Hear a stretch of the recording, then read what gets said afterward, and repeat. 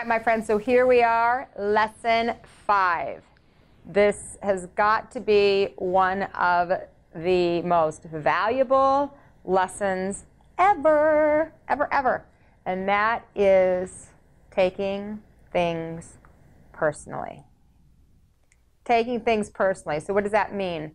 That means that when somebody says something to you and it pushes a button inside of you and somehow you make it about something that is wrong with you instead of looking at the person that's saying it as the one that has the challenge or the conflict. So let's talk about this for a minute.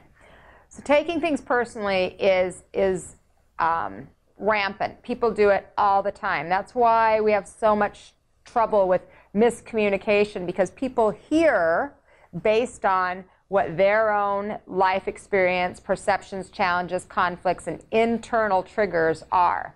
So if I were to say to you, you're lazy, or you're ugly, or you're stupid, what that might do is one or two of them might go, ooh, and you might feel that, and it would push a button for you, where maybe the other one didn't bother you at all. So what we can recognize is that shadow side of ourselves, the side of ourselves that we don't really embrace, that we hide, or that we're ashamed of, or that we feel are wrong, or that we struggle with or have had conflict with in our past. Those are like little buttons inside of us, kind of like, remember the little operation game? And you'd go in to pull out the wishbone, and if you touched the sides a little bit, it would ding. Well, it's kind of like that. When somebody says something, if we've got some activation, if there's some energy there, it makes that little ding and it kind of stings. And then we get hurt, or we get upset, or we get angry, or we get sad, or we jump back into a victim role. So what I want you to think about in this lesson about not taking things personal is that when I said those words, lazy or ugly or stupid, if any of those push a little button in you, then that means that there's something inside of you that you struggle with in relationship to that.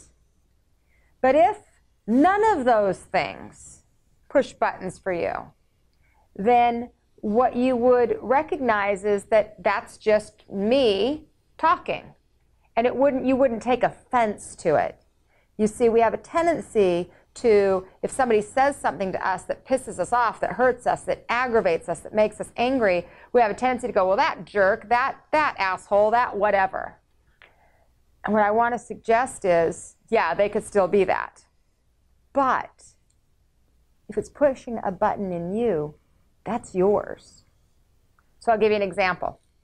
In my life, if you said any of those things to me, lazy would be one that still to this day has a little, it doesn't have much power, but has a little teeny bit of energy still around it.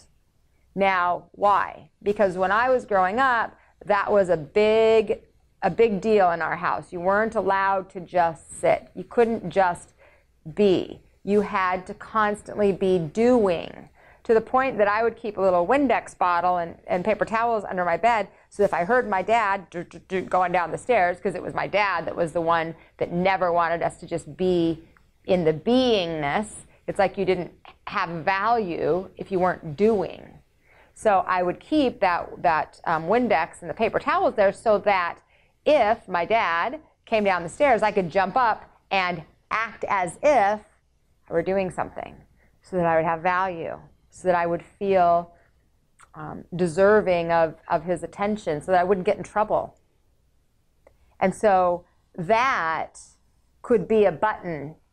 And I don't really notice it much anymore, but I think it's still there in some ways at different times.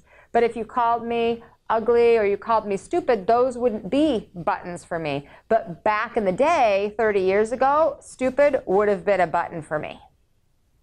So you see, I could project it on the person that's saying it, or I could just recognize that person's just talking. They're just talking to themselves. And there'd be no energy, no issue at all.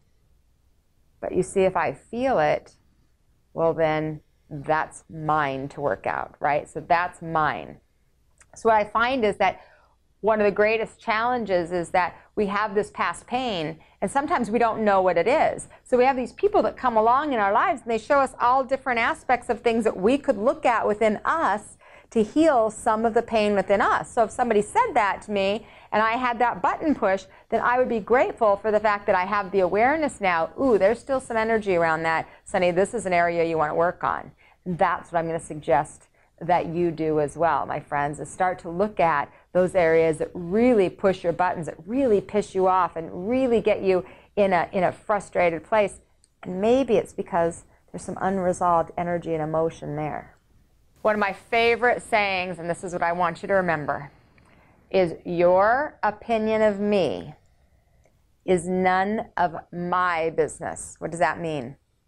Well, that means that you're going to have your own opinions, but I choose not, cannot, do not want to let the energy of your opinion affect who I am. Because everyone has the right to their own opinion. But that doesn't mean it needs to change our experience of us. So your opinion of me is none of my business. Try that one on for size and see how that feels. Now, the other piece of the not taking things personal is so often we get stuck in this energy of comparison, you know, and there's lots of different ways that we compare. So sometimes we're comparing to the person next door, to the person that does the same work as us, or the person that's the same age as us, and we're thinking they're better than me or I'm better than you. Sometimes we're comparing to a vision of what we thought, how we thought life would be at this time or this age. Sometimes it's a comparison to where we were in the past. I see that a lot in people comparing their bodies at this day and age to how they were 20 years ago. Comparison, just as a whole, to me is a very, very slippery slope. I think it takes us on a downhill slide. And it ends up that if we're comparing, we're really sitting in judgment, and we're either sitting in judgment of ourselves or we're sitting in judgment of the person that we're comparing ourselves to. And either way, judgment isn't healthy.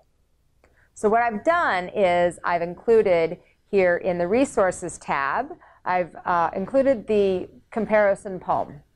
And it's also in an MP3 so that you can listen to it. What I'd like you to do is I'd really like you to take in that message. And I want you to see if, number one, do you resonate with that? And then number two, how maybe you might shift some of your judgments that hide under the title of comparison.